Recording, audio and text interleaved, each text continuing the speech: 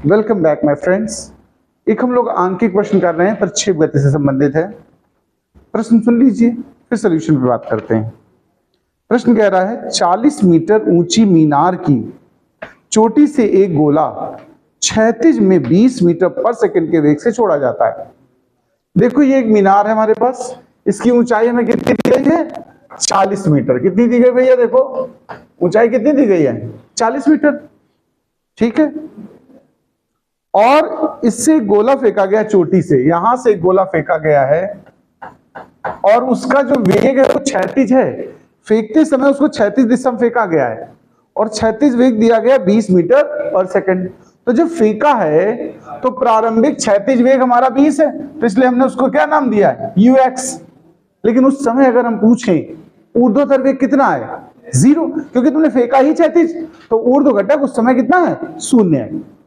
फिर धीरे धीरे ऊर्ध्व घटक आता जाता है। शुरुआती दौर पे अगर हम ऊर्ध्वाधर घटक लें तो उसे क्या कहेंगे? 0।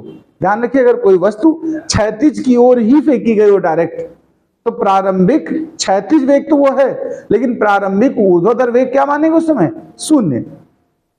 प्रश्न हमसे कह रहा है ये जो गोला है वो पृथ्वी पर कितनी दूर जाके टकराएगा? ये दूरी x मान लो चाहे r मान लो, क्षैतिज दूरी निकालनी तुम्हें एक तो, और साथ साथ समय भी निकालना है, कितने समय बाद गिरेगा।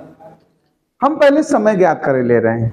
ठीक है, क्या ज्ञात कर दे रहे हैं? समय। जी का मान तुमको दिया सवाल में 9.8। देखो हमें समय की कैलकुलेशन करनी है, जरा ध्यान से सुनिएगा।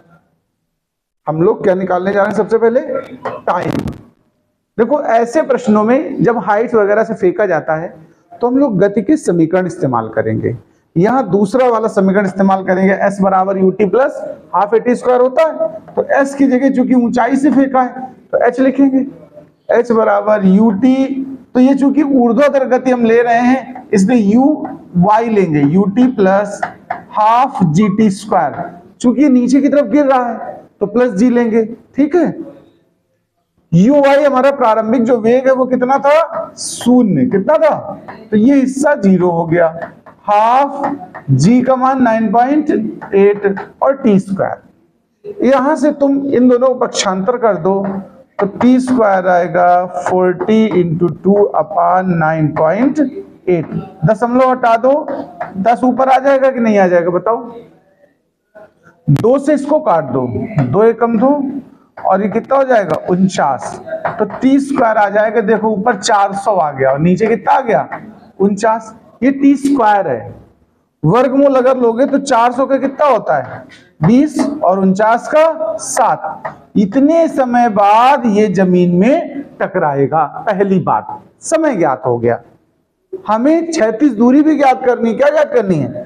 तो देखो जब भी क्षैतिज गति लेंगे, जैसे क्षैतिज दूरी निकालनी है, तो समय बराबर दूरी बटे चाल वाला सूत्र इस्तेमाल होता है। तो दूरी बराबर समय गुणा चाल। तो हम लेंगे क्षैतिज दूरी बराबर समय गुणा चाल। चाल मतलब होता है क्षैतिज चाल चाहिए हमें। कौन सी चाहिए?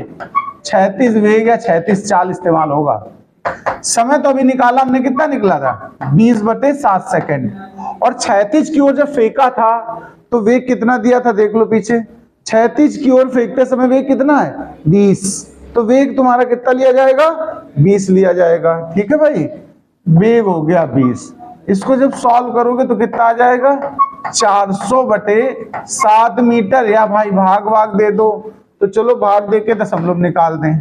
7 का पहाड़ा पढ़ सकते हो कि नहीं बताओ? 7 बना 35, 5 बचा 50 हुआ, 7 सते 49, 1 बचा 10 हुआ, 3 हुआ 7 चौको 28। इतना पर्याप्त है। तो ये हमारा आंसर हो जाएगा। इस प्रश्न को नोट कर लो भाई।